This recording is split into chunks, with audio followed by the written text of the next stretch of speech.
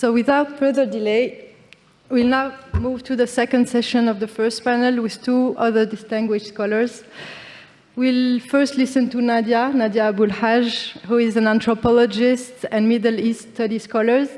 Nadia Abu El-Haj is Anne Olin Whitney Professor at Barnard College and co-director of the Center for Palestine Studies at Columbia University. Her publication includes Facts on the Ground, Archaeological Practice and Territorial Self-Fashioning in Israel Society in 2001, The Genealogical Science, The Search for Jewish Origins and Politics of Epistemology in 2012, and Combat Trauma, Imaginaries of the War and Citizenship in Post-9/11 America, published by Verso in 2022.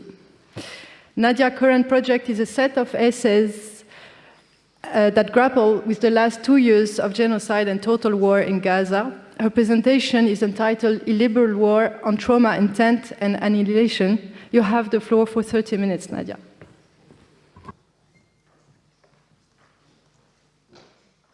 January 4th, 2025.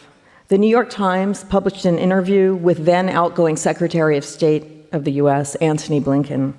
Responding to questions about Israel's military atrocities, he said, and I quote, "The very first trip I made to Israel 5 days after October 7th, I spent 9 hours in the IDF headquarters in Tel Aviv, 6 stories underground with the Israeli government, arguing for hours on end about the basic proposition that humanitarian assistance needed to get to Palestinians in Gaza. That argument took place because in Israel, I'm still quoting, you had a totally traumatized society. It wasn't just the prime minister or a given leader in Israel. This was an entire society that didn't want any assistance getting to a single Palestinian in Gaza. I argued for 9 hours," unquote. Throughout the interview, Blinken dodged the reporter's questions about Israel's war crimes. Instead, he offered repeated reassurances of the U.S. commitment to the protection of the civilian population. And I quote Blinken again, "We wanted to make sure to the best of our ability that the children, women, and men in Gaza were as protected as possible and got the assistance they needed to survive this horrific conflict," unquote. The more the reporter pushed, the more Blinken pivoted to humanitarian assistance. He did not call for Israel to end the war. He refused to concede that Israel is violating international law.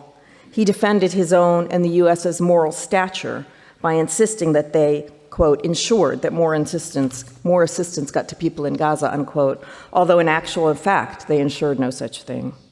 Blinken could not have been a better spokesperson for the contours of Talal Assad's understanding of liberal violence. Liberal violence, that is, quote, legitimate violence exercised in and by the modern progressive state, and I'm quoting Assad, is characterized by a constitutive paradox, he writes. It combines cruelty and compassion. What matters is not that one kills, but rather, quote, how one kills and with what motives, unquote. In what he calls the liberal West's culture of war, violence against a collective enemy, which of course includes civilians, is legitimate, even as that culture also holds to the humanitarian desire to save human lives. In short, we kill, and yet we do not do so lightly. We kill, and yet we do so only when absolutely necessary. We kill, and yet we suffer guilt and shame for having done so. In this culture of war, and in contrast to our enemies, we always choose the lesser evil. In his responses to the reporter, Blinken was doing more than just insisting on US liberal virtue, however. He was also trying to recuperate the liberal virtue of the Israeli state. He offered some tempered criticism of Israel's conduct of the war. For example, with regard to, quote, the provision of humanitarian assistance, he said, we've found periods of time when we didn't think they were doing enough, unquote. Nevertheless, that was no admission of war crimes. And I quote him again, there's a big difference between intent and result. The results that we were seeing were grossly insufficient, but there is a very different question about what was the intent, unquote. A question regarding intent, Blinken had already stated baldly that in October 2023, no one, not the prime minister, not the politicians and military leaders in that bunker 6 floors underneath the ground, not the entire society, wanted any assistance getting to a single Palestinian in Gaza. What's more, he denied intent despite the fact that 15+ months later, politicians, pundits, journalists, and citizens in Israel were still saying and doing the same things. The intent to punish Gazans, every single one of them, was and remains widely and publicly declared, and it has been realized in Israel's military strategy on the ground. October 9th, 2023, quote, "We are fighting human animals and we act accordingly. We are imposing a complete siege on Gaza. There will be no electricity, no food, no water, no fuel. Everything will be closed," Yoav Gallant, then Israel's Minister of Defense, declared, and so it has been. October 10th, Israel's President Isaac Herzog avowed, quote, "It is an entire nation out there that is responsible. It is not true, this rhetoric about civilians not being aware, not involved," unquote. There are, in other words, no innocents in Gaza. So what excuses such speech acts, especially in the face of bold-faced evidence that such words have been realized on the ground? Enter trauma, I want to suggest. To return to Blinken's words, he spent 9 hours arguing in favor of providing humanitarian assistance to Palestinians because, quote, "you had in Israel a totally traumatized society," unquote. In my talk, I explore the workings of this trauma imaginary, or the trauma imaginary that Blinken invokes. Who is traumatized by what, or whom or what? Placing the trauma of October 7th within the iterative structure of Auschwitz, I explore the ways in which the presumption of traumatic repetition displaces the ubiquitous self-evidence of Israeli genocidal intention, and most decidedly for Euro-American political, cultural, and economic elites. I begin with the traumatized Israeli soldier. October 2024. CNN aired a story titled, "He got out of Gaza, but Gaza did not get out of him." A 40-year-old reservist and father of 4, I quote, "returned from Gaza a different person," unquote. Struggling with post-traumatic stress disorder, he committed suicide before he was scheduled to return to the fight.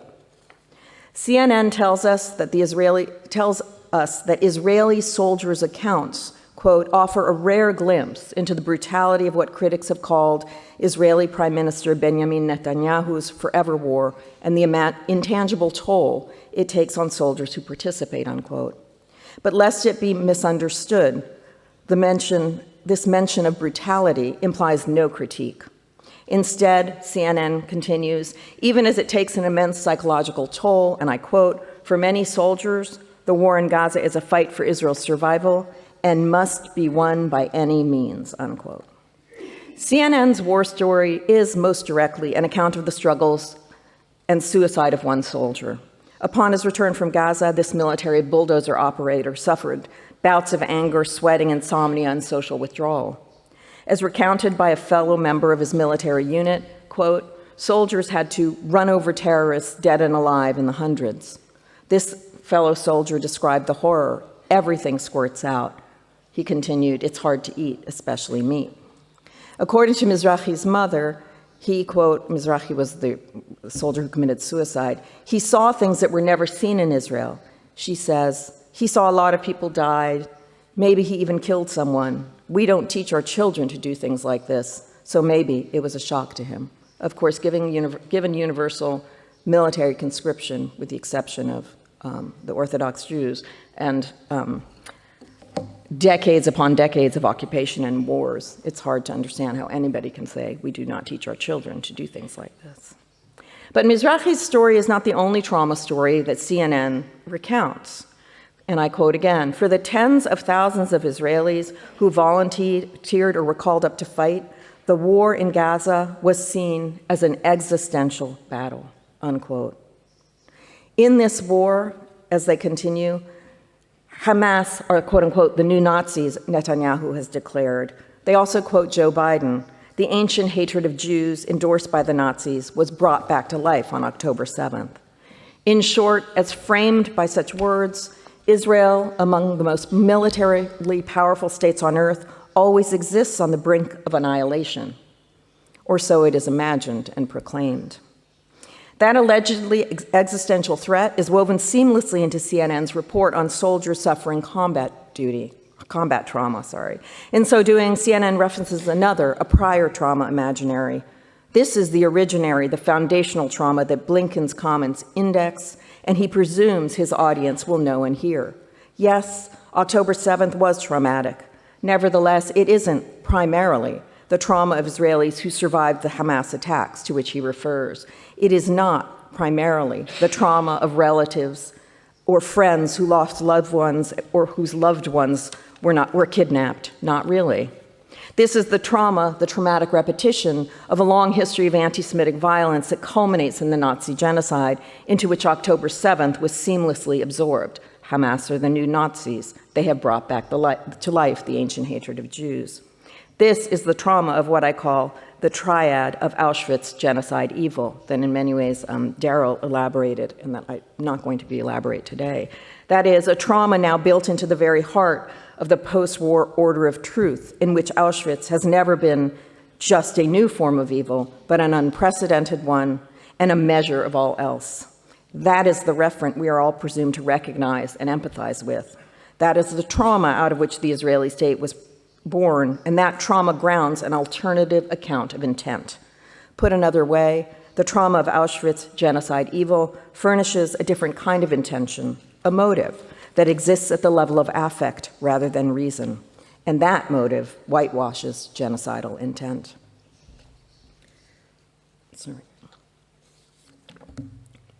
Reading Speech Acts. December 2023, South Africa filed a case charging Israel with violating the Genocide Convention. Laying out its case before the ICJ that January 24, South Africa's legal team enumerated violations of international law. The sheer volume of bombs dropped on the Strip at a, quote, unparalleled and unprecedented civilian casualty count. The destruction of civilian infrastructure, homes, medical facilities, universities. They documented what they referred to as the deprivation of basic needs and alleged that Israel's military is targeting children. And I quote one of the lawyers, "This is nothing short of the destruction of Palestinian life, and it is inflicted deliberately," unquote. A second lawyer highlighted an extraordinary feature of this genocide, and I quote, "The reiteration and repetition of genocidal speech throughout every sphere of state in Israel," unquote. The legal team then provided endless examples. I'll just list a few. October 9th, 2023, the Minister of Defense, Gallant, told troops at the Gaza border that he has, quote, released all constraints. Gaza won't return to what it was before. We will eliminate everything. October 28th, in an address to Israeli forces, Prime Minister Netanyahu, quote, urged the soldiers to remember what Amalek has done to you, referencing the biblical command to Saul that Didier referred to destroy an entire group of people known as the Amalekites as revenge. What's more, the South Africa case held, soldiers on the ground have understood such speech acts as they were intended. December 7th, and I quote the lawyers, Israeli soldiers were recorded by journalists dancing and singing, and they're quoting the soldiers now, "We know our motto, there are no uninvolved." They sing that they obey one commandment, and again they're quoting the soldiers, to wipe off the seed of Amalek. In its response before the ICJ, Israel's legal team began by noting the origins of the Genocide Convention. Israel is, they said, singularly aware of why the Genocide Convention was established. They continued to explain Raphael Lemkin, a Polish Jew who, quote, witnessed the unspeakable horrors of the Holocaust, unquote, coined the term. The Israeli team then segued to October 7th, quote, the largest calculated mass murder of Jews in a single day since the Holocaust. And they insisted, and I quote again, if there have been acts that may be characterized as genocidal, then they have been perpetrated against Israel, unquote. Having thus declared rightful ownership over the concept of genocide, the Israeli case rested on the claim that what has unfolded since is not genocide, but armed conflict. And it is an armed conflict during which the Israeli military, they insisted, has abided by international humanitarian law. So how then did the Israeli team account for the plethora of speech acts cited by South Africa? South Africa, I quote, misunderstands the nature and provenance of certain comments made by some Israeli politicians, unquote. and they offered an alternative explanation. Some of the comments are clearly rhetorical. They were made at the height of emotion. Quote, in the immediate aftermath of an event which severely traumatized Israel. They were, quote, words expressing anguish, and as such, they cannot be seen as demanding genocide, unquote. In the words of the historian Amos Goldberg, the Israeli state held that, quote, the statements did not constitute declarations of intent as required by the convention, but were merely natural expressions of rage following the massacre on October 7th, unquote. Natural expressions of rage. Rather than natural, I want to suggest this rage is better named traumatic rage, one born of alleged historical repetition, the ongoing repetitive desire to destroy Jews. Traumatic repetition in its various iterations, anguish, shock, pain, and yes, rage, displaces genocidal intent, not just legally, but from within this discourse, perhaps even more powerfully ethically. It provides another kind of explanation. Trauma does the work of shifting the conversation from that which is manifest, the intention to kill everything that moves, and to render Gaza uninhabitable, evident in both words and deeds, to motives not easily discernible on the surface. Let me return to Talal Asad here. In trying to discern why Islamic terrorists do what they do, he argues, terrorism experts engage in hermeneutics of suspicion. They dismiss manifest intentions and search instead for the secret, the real motives, not evident in their words and deeds. In the case of post-October 7th Israel, the interpretive logic is inverted, I want to say. This is a hermeneutics of exoneration, of absolution. Israeli motives, as distinct from their manifest intentions, redefine absolute rage and slaughter as an understandable, natural, expected response, that is, to such deep and enduring collective trauma. And, as is widely presumed, to refer to the traumatized subject is to refer to the victim. In an essay on mourning and statehood, the historian Gabriel Winant responds to the accusation that the Euro-American left refuses to mourn the lives of those lost on October 7th. Published already on October 13th, 2023, he writes, quote, it's not possible to publicly grieve Israeli Jewish life lost to violence without tithing ideologically to the IDF, whether you like it or not. The Zionist dream, he continues, quote, became real in the ashes of the Shoah under the sign of never again, and given that origin story, one way to understand Israel is as a machine for the conversion of grief into power. This, and I quote again, already political grief is at the core of the Zionist adventure. And so, he continues, the state will do, quote, what it does with Jewish grief, transmute it into violence, unquote. It is, of course, possible to express grief and resist its transmutation into violence. Nevertheless, immediately upon the Hamas attack, Israeli grief was transformed into devastating state violence. There is a much longer genealogy to the sign of never again, under which the Israeli state mobilizes grief and transforms it into power, than can be told in Winant's brief, albeit powerful intervention. Never again did not emerge immediately after the Second World War, even though from the late pre-state period through the 1948 war and the 1956 Suez Crisis, Arab leaders were repeatedly referred to as Nazis. Nevertheless, the mobilization of grief for political purposes would take more time to emerge. In its focus on victims, the Eichmann trial was a crucial turning point. In putting survivors on the witness stand, the annihilation of European Jewry emerged through a very different lens. For the first time, attention was paid to ordinary survivors, now rebuilding their lives. The Eichmann trial was designed, in Ben-Gurion's words, as a history lesson for the world, and it gave survivors an official stage on which to narrate their experiences of death and horror, of immense suffering and pain. In contrast to Nuremberg, and in contrast to the previous trials in Israel of alleged Jewish collaborators, the spotlight, to quote Annette Viviorca, was exclusively on the victims. In turn, victim testimony was harnessed for political ends. And here I quote Edith Zertal. The survivor would henceforth be, quote, remembered as a metaphor, a terrible, sublime lesson to Israeli youth in the world, that Jewish blood would never be abandoned or defenseless again. The late 20th century Holocaust imaginary, first birthed on that Jerusalem stage, morphed over the next few decades into far more than the history lesson Ben-Gurion imagined. Survivor stories became the ground on which a powerful affective infrastructure was built, and there I borrow Joe Masco, an anthropologist at the University of Chicago's term. By the latter decades of the 20th century, a trauma imaginary became attached to the Auschwitz genocide evil triad, and it would be wielded to expiate the horrors that the state of Israel has long and continues in ever more ghastly forms to inflict. In other words, the silencing power of Auschwitz genocide evil is not just because the triad marks an allegedly unprecedented and incomparable event. Its power is also sustained by the specter of the threat of repetition, of trauma. The evil that is Auschwitz indexes an iconic trauma that renders a pervasive anxiety and fear of repetition an affective fact more powerful than any actual empirical risk. The 1967 war was pivotal in generating Auschwitz as affective infrastructure in Israeli society and beyond. In the build-up to the war, and despite predictions by U.S. intelligence of a rapid Israeli military victory, the mood in Israel and among Jewish communities in the diaspora was of an impending apocalypse.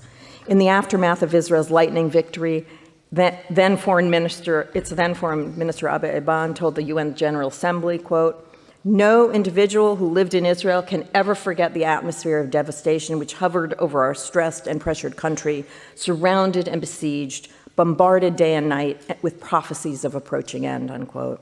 Fear spread far and wide among the Jewish diaspora. In the words of one prominent French intellectual, quoted by Viviorca, quote, "We all felt that the threat weighing on Israel was not a political threat, but an ontological one," unquote. Or as Peter Novick has written with respect to American Jews, and I quote again, "The Holocaust was suddenly transformed from a mere, albeit tragic history to an imminent and terrifying prospect," unquote. In short, the impending war, to return to Viviorca, was lived in genocidal mode, and it was lived in genocidal mode among Israeli and diaspora Jews alike. The Eichmann trial's history lesson, in other words, was reiterated in affective form. Over the next few decades, the Holocaust would be known increasingly in that register, that is, as an affective one: grief, fear, panic, and yes, rage. The trauma of Auschwitz. In 1956, Germany passed a new compensation law for Jewish survivors of the Nazi persecution. They could now receive reparation on the basis of disability claims, but proving disability was no easy task, and especially with respect to psychological distress. Psychiatrists submitted documentation of psychiatric disability to German courts, only to have thousands of petitions denied. Debates raged. What's the relevance of the real world to clinical practice? Is there such a thing as adult onset trauma, of delayed onset trauma? Clinicians, and here I quote Dagmar Herzog, grappled with the purported comparability between death camp experiences and other experiences of violence, unquote, say, being a victim of aerial warfare or a prisoner of war. One consequence, Herzog argues, was that, quote, an argument about the uniqueness of what we now call the Holocaust began to take shape, unquote. It would take well into the 1970s before both the Holocaust's uniqueness and its attendant theorization of trauma born of real-world violence became a kind of cultural common sense. And of course, Didier has written extensively about this in the West, of course. Over time, post-war Holocaust consciousness and culture that began to take form following the Eichmann trial in Jerusalem incorporated the self-evidence, what was now considered self-evidence, of Jewish collective trauma, with all of its assumptions about repetition, flashbacks, the failure of language, and the atemporality that trauma theory carries in tow. Quote, "The imperative to tell the story of the Holocaust," Dori Loeb wrote in 1995, and continuing the quote, "is inhabited by the impossibility of telling. Nevertheless, tell the story survivors must. The Fortunoff Video Archive was established at Yale in 1979 so as to enable survivors to witness, as had fellow survivors during the Eichmann trial.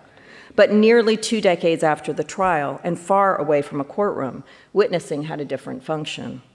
There is in each survivor an imperative need to tell, and thus come to know one's story." I'm sorry, I'm quoting Dori Loeb again. "One has to know one's buried truth in order to be able to live one's life," unquote. The Fortunato Archive was but one of many audiovisual Holocaust archiving projects launched in the latter decades of the 20th century. And in contrast to the Eichmann trial, which displayed no consideration or recognition for the psychic pain of the survivors testifying on the stand, these archives collected far more than history lessons built up from individual testimonies. They recorded and preserved traumatic memories. The interviewers, for example, for the Fortunoff archive were most often supervised by a psychoanalyst. The latter decades of the 20th century saw the institutionalization of Holocaust memory in ways that went far beyond archiving projects, and again, Daryl has laid out some of this here. In 1977, the US created a commission to establish a national memorial to the Holocaust, which becomes the museum he discussed. 1 year later, in 1978, The Holocaust, a television miniseries starring Meryl Streep, aired on NBC. It was watched by 120 million people in the US. Subsequently aired in Germany, as recounted by Annette Viviorca, it sparked a renewed German engagement with its Nazi past. More broadly, museums, memorials, school curricula, all sorts of institutions and pedagogical tools were developed throughout the West to establish Holocaust consciousness among Euro-American publics.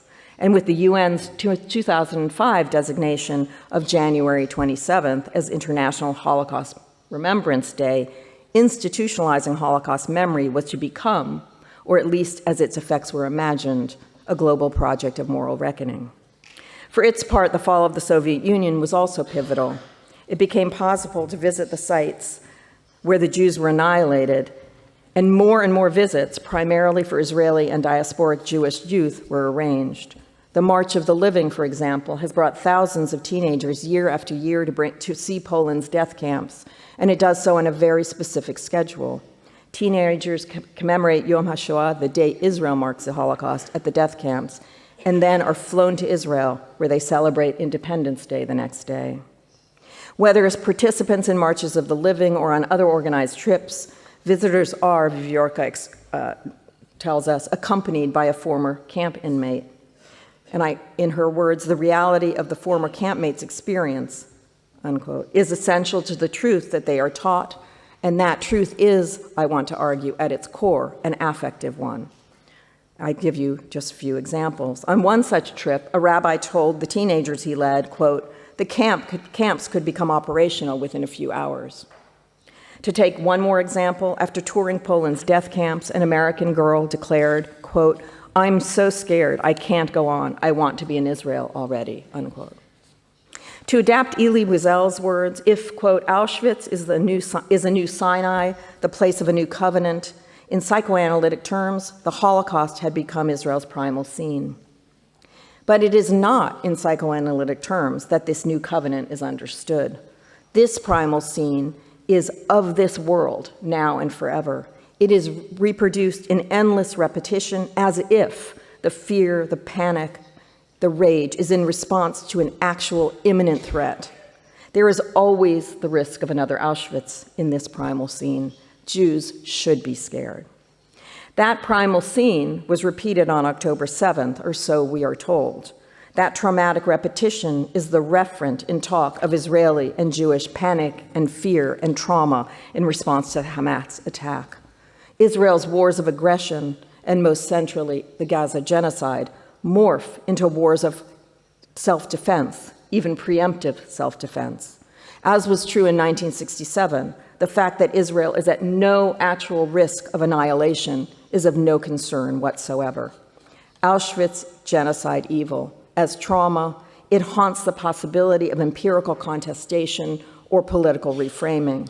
It thwarts any meaningful moral or material reckoning with the devastating violence the Israeli state has unleashed.